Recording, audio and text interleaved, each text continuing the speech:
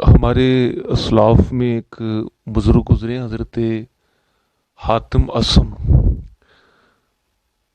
بہت بڑے بزرگ گزرے ہیں ہمارے اسلاف میں.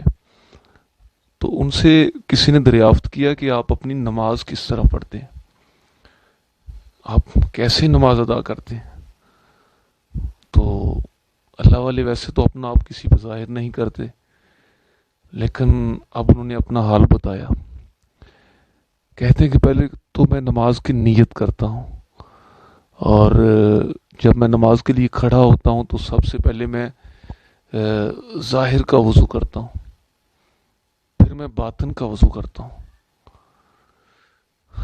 اب وہ بندہ پوچھنے لگا کہ ظاہر کا وضو تو سمجھ آتا ہے کہ جو آپ نے کلی کی، ناک میں پانی ڈالا، چہرہ دھویا. اب یہ باطن کا وضو کس طرح کرتے ہیں؟ کہتے ہیں بندے، جس طرح اس مالک کی بارگاہ میں کھڑے ہونے کے لیے ظاہر کو دھونا ضروری ہے، اسی طرح باطن کو بھی دھونا ضروری ہے.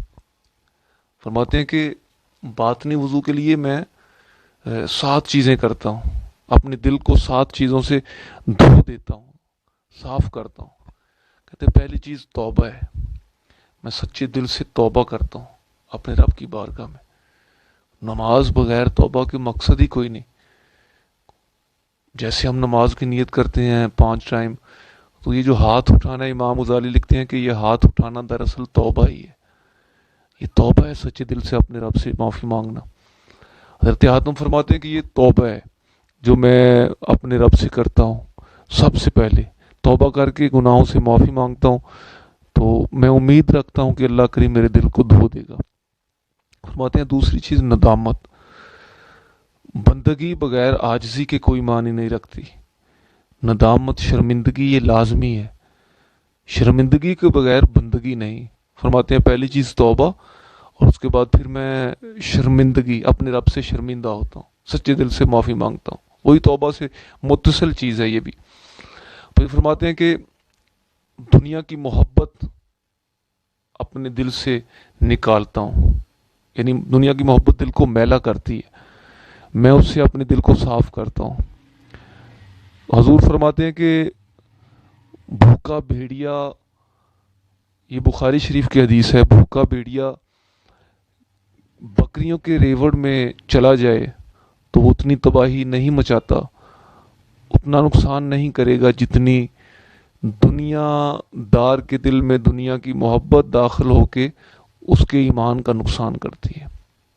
فرماتے ہیں پھر میں اپنے دل سے دنیا کی محبت کو نکالتا ہوں.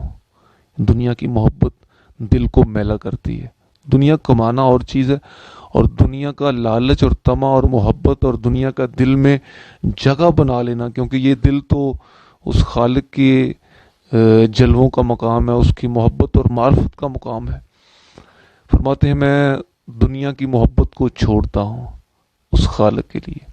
پھر فرماتے ہیں میں اگلی بڑی عجیب چیز اور بڑی دلچسپ ہے. فرماتے ہیں کہ میں مخلوق کی تعریف سے اپنے دل کو آزاد کرتا ہوں. مخلوق کی تعریف سے اپنے دل کو آزاد کرتا ہوں. یعنی جب تک بندے کے دل میں یہ رہے کہ میں نماز پڑھوں گا تو لوگ مجھے یہ کہیں گے، میں قرآن پاک پڑھوں گا تو لوگ کہیں گے قرآن پاک پڑھ رہا ہے، تو یہ جو مخلوق کی تعریف ہے، اس سے بھی میں اپنے آپ کو آزاد کرتا ہوں. پھر فرماتے ہیں اس سے متصل چیز ہے وہ بھی.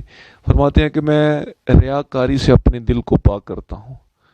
یہ جو ریاکاری ہے یہ تو اعمال کو برباد کر دیتی ہے. فرماتے ہیں اسی طرح میں اپنے دل کی صفائی کے لیے ریاکاری سے آزادی لیتا ہوں. پھر فرماتے ہیں کینہ، اپنے دل سے کینہ کو نکالتا ہوں. کینہ کہتے ہیں کسی کے بارے میں کوئی نفرت اور غصے کا دل میں جم جانا، اور یہ اناد اور دشمنی کی شکل اختیار کر لے تو یہ کینہ جو ہے بہت بری چیز ہے. حضور فرماتے ہیں کہ لیلۃ القدر میں اللہ کریم ہر بندے کی دعا کو قبول کرتا ہے، لیکن جس دل میں کینہ ہو اس بندے کی دعا کو اللہ کریم قبول نہیں فرماتا. تو فرماتے ہیں حضرت حاتم اسم کہ میں کینہ سے اپنے دل کو پاک کرتا ہوں. کسی کا ویر، کسی کا دکھ اور کسی سے دشمنی، کسی سے نفرت میرے دل میں باقی نہیں رہتی. میں خالق کی بارگاہ میں جا رہا ہوں تو خالق کی بارگاہ میں مخلوق سے نفرت لے کے جاؤں گا تو وہ خالق کی بارگاہ میں جانا میرا کوئی معنی نہیں رکھتا. تو خالق بھی انہی کو قبول کرتا ہے کہ جو بندوں کے لیے صاف ہوں. اور بھی فرماتے ہیں کہ میں حسد سے اپنے دل کو پاک کرتا ہوں. یہ میرا اندر کا وضو ہے. کسی کے دل، کسی کا ساڑ، یہ جو ہے کسی کی جلن میرے دل میں نہیں رہتی. فرماتے ہیں ان 7 چیزوں سے میں اپنے دل کو دھوتا ہوں. وہ تو ظاہری وضو ہے، اور یہ میرا جو وضو ہے یہ میرا باطن کا وضو ہے. یہ کرنے کے بعد پھر میں نماز کے لیے کھڑا ہوتا ہوں.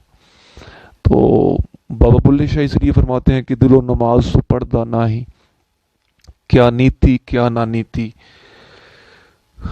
باروں گوڈے گٹے مل مل تونے تیرے اندر رہی پلیتی، دنیا دارا رب دے نال وی 400 وچا کیتی، چل بلیا چل اوتھے چلیے جنہ کدے قضا نہ کیتی. اور اقبال اس لیے فرماتے ہیں کہ رگوں میں وہ لہو باقی نہیں ہے. ایک ظاہر ہے عبادات کا، جیسے روزہ اس کا بھی ایک ظاہر ہے.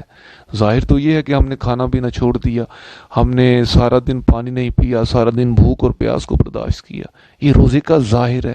اور باطن یہ ہے کہ ہم نے جس اللہ کے لیے کھانا چھوڑا ہے اسی اللہ کے لیے ہم نے جھوٹ کو چھوڑ دیا. جس کے لیے ہم نے پینا چھوڑا ہے اسی اللہ کے لیے ہم نے غیبت کرنا چھوڑ دیا. اسی اللہ کے لیے ہم نے روزے کا جو مقصد ہے وہ یہ ہے کہ ہم نے اسی اللہ کے لیے اپنے دل سے کھوٹ کو نکال دیا، بے ایمانی کو نکال دیا. یہ باطن ہے روزے کا.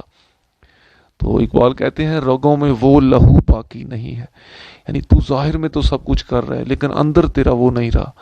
رگوں میں وہ لہو باقی نہیں ہے، وہ دل وہ آرزو باقی نہیں ہے، نماز و روزہ و قربانی و حج یہ سب باقی ہیں، تو باقی نہیں ہے. مومن تو وہ بھی تھے، ظاہر میں وہ بھی روزے رکھتے تھے لیکن ان کا اندر کچھ اور تھا. وہ اپنے باطن کی صفائی کا خیال کرتے تھے. تو یہ لازمی ہے ہمیں، جیسے ظاہری اعمال ہیں، ظاہری اعضاء ہیں، ان کا پاک کرنا لازمی ہے، اسی طرح اندر باطن کی صفائی، یہ سارا کچھ روزہ نماز قرآن یہ باطن کی صفائی کے لیے. تو یہ ضروری ہے ہمیں یہ کرنا ہے، دل کی صفائی، کیونکہ دل ہی کو ہم نے اللہ کی بارگاہ میں پیش کرنا ہے. تو اس کی اللہ ہمیں توفیق عطا فرمائے.